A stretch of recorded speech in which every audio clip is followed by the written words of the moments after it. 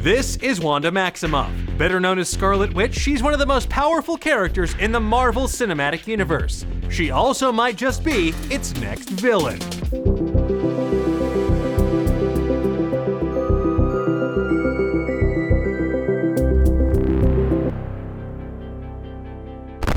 Welcome to Explainiac. I'm Dan Casey, and today we're diving deep into the theory that the next big villain of the Marvel Cinematic Universe will be one of its mightiest heroes, Scarlet Witch. Now, this is something that I've alluded to in the past on our episode about how mutants could finally join the MCU, but we're going to expand on that to better contextualize how Wanda Maximoff could go from the Avengers' ace in the hole to tearing them a new hole. In particular, we're going to examine the theory posted by Redditor CDHelt1225 and reported on previously by Inverse. I'll put links to both of those in the description.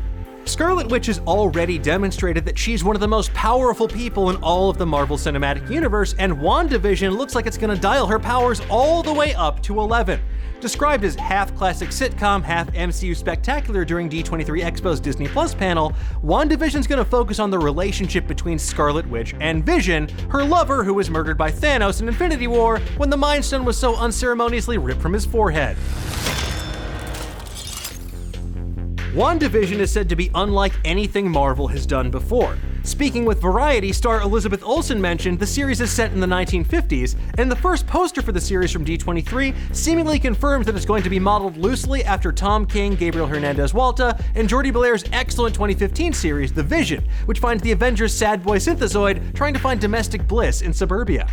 However, the way that Marvel seems to be teeing up this series indicates they may be drawing from other comic book arcs like Avengers Disassembled and House of M, which both put the spotlight squarely on Scarlet Witch as she grew increasingly unstable and began to use her powers to alter the fabric of reality in the Marvel Universe.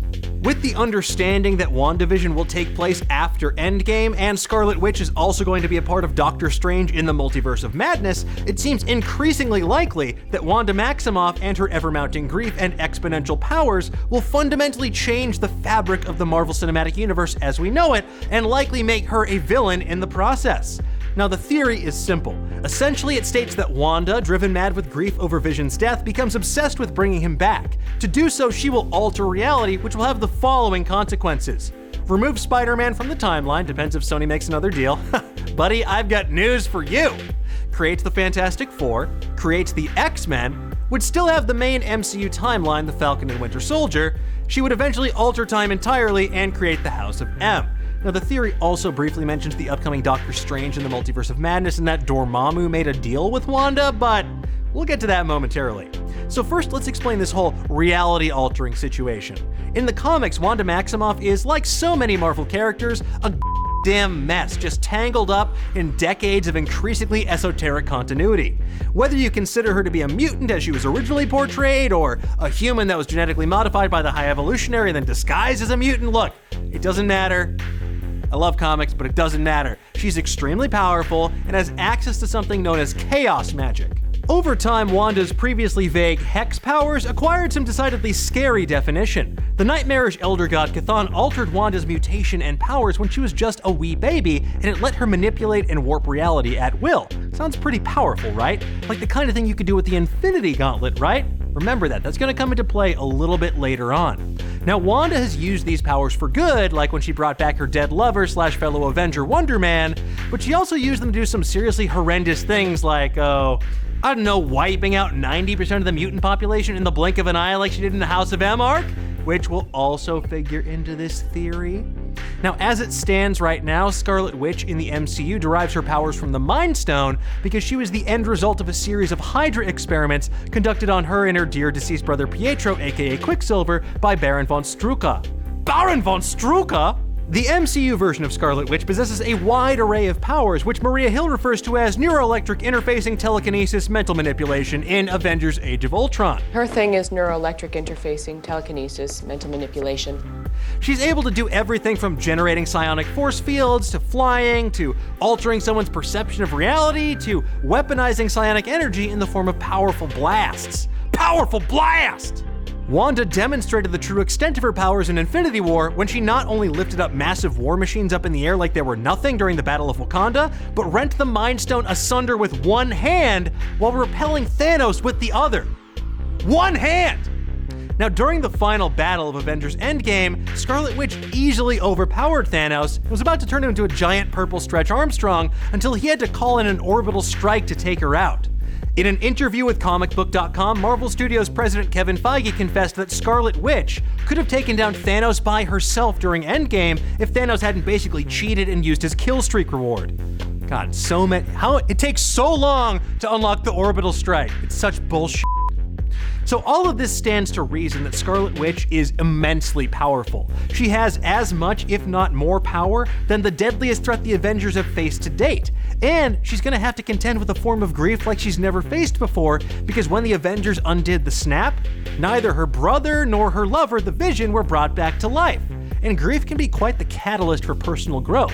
And in Scarlet Witch's case, it could maybe send her down a dangerous road where she accesses previously untapped levels of potential power and uses them to facilitate her deep-seated desire for normalcy and happiness that were left unfulfilled after the events of the Infinity Saga. According to another fan theory from Redditor Saint Diesel, Scarlet Witch's powers could have been enhanced by the burst of energy that was released from the destruction of the Mind Stone in Infinity War. While Thanos used the Time Stone to undo its destruction, well, that wouldn't necessarily reverse the effects of the wave of energy that had been previously released. Regardless, it's been established as canon that snapping the Infinity Gauntlet released massive amounts of gamma radiation, which can have a drastic effect on human biology. I mean, just look at Bruce Banner. And given that Scarlet Witch was point blank for at least 2 of these snaps, well, it stands to reason the energy she absorbed could affect her profoundly enough to maybe augment her abilities to the point where they can alter the fabric of reality itself. I'm inclined to believe that WandaVision will chronicle Wanda's descent into madness and end, perhaps, in the fracturing of reality into multiple distinct timelines, which we're going to see play out in Doctor Strange in the Multiverse of Madness, as the Sorcerer Supreme seeks to try and heal these ravaged timelines and to prevent malicious actors from preying on a vulnerable Wanda. Now that we've established a baseline for how Wanda could grow so powerful, let's address some of the claims in this theory. While Disney and Sony have agreed to play nice and share Spider-Man for a little while longer, well, it would be easy enough for one of Wanda's timeline fractures to create a separate universe where Tom Holland's Spider-Man could go off and play with Tom Hardy's Venom, or Jared Leto's Morbius, or whatever the sweet that Madame Web movie's gonna be. I can't believe they're making that movie. What is happening over there? It's insane. As for the Fantastic Four, well, having them be a supergroup from the 1950s in Wanda's idealized dream world could work, but they could also just easily be Avengers parallels in one of the many multiversal timelines that seems to be coming down this proverbial pipeline. Then again, with an increased focus on the cosmic side of the MCU, the Fantastic Four could easily appear as the result of a shield or sword mission gone awry in modern day. Completely divorced from the Scarlet Witch of it all, I think they could easily work. As for the X-Men, I'd refer you to my previous episode where I break down exactly how mutants could make their triumphant debut in the MCU. Both Wanda and gamma radiation from the multiple Infinity Gauntlet snaps play a major role in explaining why mutants have been hiding in plain sight for so long, despite their fantastic powers. Having them be from another plane of the multiverse that gets merged with the main MCU timeline, well, that might be the most elegant solution in this instance, and it's the surefire way to ensure that Disney Plus is a must-have for every fan. Now, this theory sort of makes a point that Falcon and Winter Soldier will exist in the main MCU timeline, but I don't think anyone's disputing that that's going to continue to exist, so I don't really know what they're trying to say here. Now, as for the theory's final main point, it alleges that Wanda will alter time entirely and create the House of M thanks to a deal that she makes with Dormammu, who's like, I don't know, Groupon for superheroes? Dude loves a bargain. While I can appreciate the argument that Wanda would make a bargain with a powerful magical entity like Dormammu that could amplify her powers, I actually think it's going to be a candidate like Nightmare who's a likelier person to take on this role. Now, director Scott Derrickson revealed at Comic-Con that Doctor Strange in the Multiverse of Madness will be the, quote, first scary MCU movie, end quote, and told IGN back in 2016 that he wants to explore Nightmare in a Doctor Strange sequel. This nefarious master of the subconscious could manipulate Wanda's grief and longing for her dead family to get her to use her powers to reshape reality to his benefit and sow discord in the process. It would make it so that Wanda is still villainous, yet redeemable in the long run while letting Marvel riff on arcs like House of M. Unfortunately, we'll have to wait until spring 2021 to get any real answers when WandaVision finally premieres on Disney+. But in the meantime, tell me, what do you think? Do you think that Scarlet Witch is heading down this villainous path? Who do you think the next big bad of the MCU will actually be? Nerdist News broke down their picks on a recent episode, which you can find a link to in the description below. But in the meantime, let me know in the comments and give me a thumbs up while you're there. Thank you so much for watching. If you enjoyed what you saw, please like and share this video, subscribe to our channel, and hit that little notification bell so you never miss a new episode. If you want even more deep dives into comic history, check out past Explainiacs right now wherever fine Nerdist content is streamed.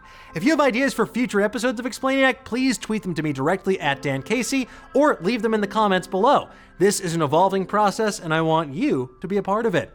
Remember, not everything in life can be explained. For everything else, there's this show.